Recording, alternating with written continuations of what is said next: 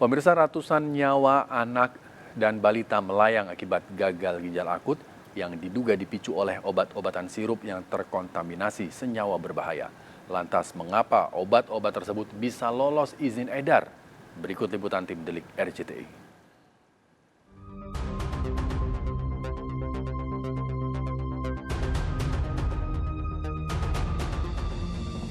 Melonjaknya kasus gagal ginjal akut yang menyerang anak dan balita di bawah 6 tahun memicu keresahan para orang tua.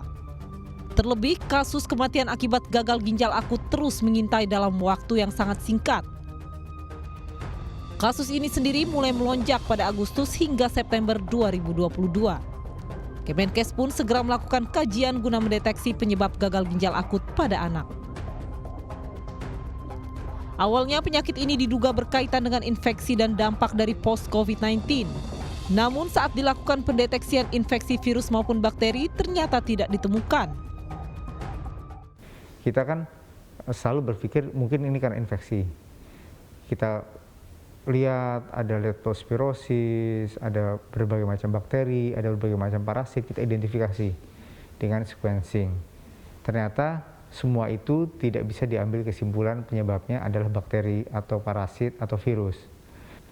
Kemudian kita lakukan evaluasi lagi, apakah ini berhubungan dengan long COVID yang pada anak-anak, karena anak kebanyakan belum divaksinasi untuk umur-umur segitu. Ternyata juga sebagian anak tidak mengandung imunoglobulin dan imunoglobulin terhadap COVID. Artinya mereka memang belum terjangkit COVID, jadi COVID bisa disingkirkan. Melalui serangkaian penelitian didapati adanya senyawa toksin yang diduga menjadi penyebab utama. Hingga pada pertengahan Oktober 2022, Kemenkes mengumumkan dan menarik sejumlah obat sirup anak yang mengandung senyawa berbahaya yang menjadi penyebab gagal ginjal akut pada anak dan balita. Sayangnya pemerintah dinilai terlambat mendeteksi, sebab obat-obatan tersebut rata-rata merupakan obat yang dijual bebas di pasaran sejak dulu. Bahan yang seharusnya ada di obat-obatan kan sebenarnya sudah terjadi udah lama begitu. Nah kemudian pada produksi yang baru itu bahannya tercemar dengan etilen glikol dan dietilen glikol. Sehingga sekarang kita sadar bahwa etilen glikol bisa menyebabkan gagal ginjal.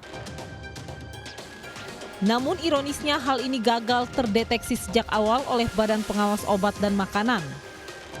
Padahal jika Badan POM waspada dan teliti sejak awal, maka obat-obatan berbahaya tersebut tidak akan menyebar dan dikonsumsi anak-anak dan balita. Terkait hal ini, Badan POM sendiri berdalih bahwa pihak perusahaan farmasi telah melakukan kecurangan. Badan POM itu kan tugasnya juga melakukan menguji lewat laboratorium apakah produk atau obat-obatan tersebut ya memenuhi syarat keamanan untuk dikonsumsi masyarakat. Ini kan tugas dan kewenangannya Badan POM. Jadi kurang tepat apabila kita menyalahkan industri farmasi sepihak. Meski kasus gagal ginjal akut kini telah tertangani dengan adanya obat yang diimpor dari Singapura dan Australia, namun persoalan besarnya ada ratusan nyawa anak dan balita yang tidak terselamatkan. Jika saja lembaga berwenang menjalankan fungsinya dengan maksimal, seharusnya tidak perlu ada orang tua yang harus kehilangan anaknya.